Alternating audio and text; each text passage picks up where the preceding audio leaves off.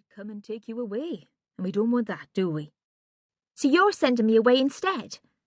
To a place where you'll grow up to be a proper lady, the way your mum wanted. I didn't say anything else after that. I just put on my cross face and stormed off, because I didn't see why we had to do anything Mum wanted when she wasn't even there to tell us what she thought anymore. I want her to come back, more than anything. Sometimes I feel as though all my skin is going to explode. I want it so much. It makes me really mad that she's gone. I mean, some days it's all right. I just get on with things and it's like normal, but then it suddenly becomes all horrible and wrong, and I feel really afraid to think that I might never see her again. I hide under the sheets so no one can hear me crying, or stand by my bedroom window and look up at the sky in case she's there looking down. Please come back, I whisper. Please.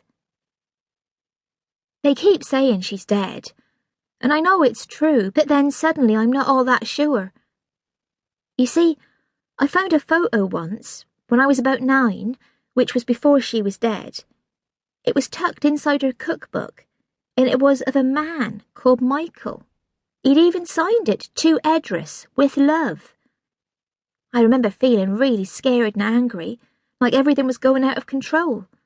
I ended up tearing it into little bits so she wouldn't be able to look at it anymore.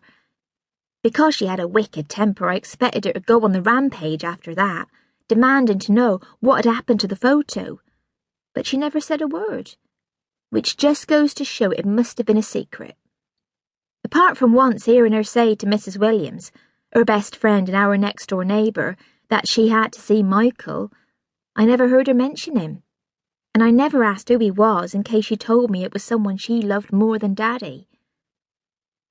The next time she went into hospital, I asked her if it was where she was really going, and she said, "You're a dafty, aren't you?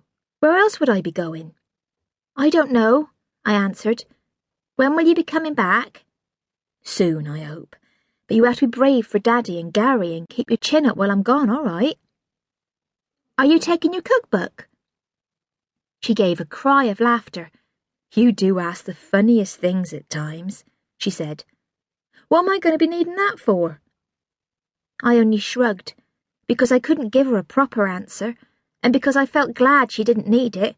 I put my arms around her. "Oh, what's all this nonsense now?" she said, as I started to cry. "I don't want you to go," I told her. "I know, my old love, and I don't want to go either, but it's the only way I'm going to get better." "But there's nothing wrong with you. Not really." "Just a little bit, but we get it sorted out, and if it turns out to take a bit longer than we think, it'll still be all right, because whatever happens, you'll still be my best girl, and nothing's ever going to change that." I don't know if I'm still her best girl now, because I don't know if it counts when people are dead. Unless she's not really dead and she did go off with Michael.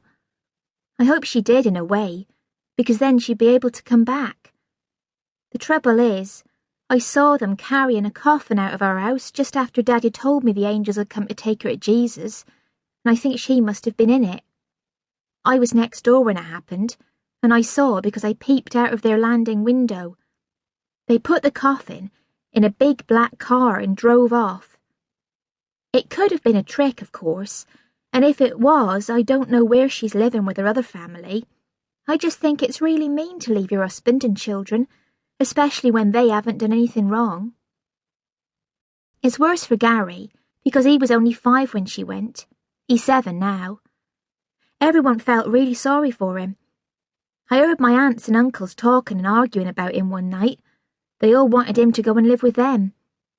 No one wanted me, which was good, because I wouldn't go and live with any of them if they begged me. I just want to stay with my dad, because he's the best person in the whole wide world, with loads of stories up his sleeve and great big hugs any time we want one. He's really clever and funny, and everyone likes him and says hello to him and offers to do things to help him. The only thing he's not very good at is cooking, but that doesn't matter. We don't have to eat much. Beans on toast will do, or fish fingers and chips. I quite like corned beef mash too, except when the potatoes are still hard.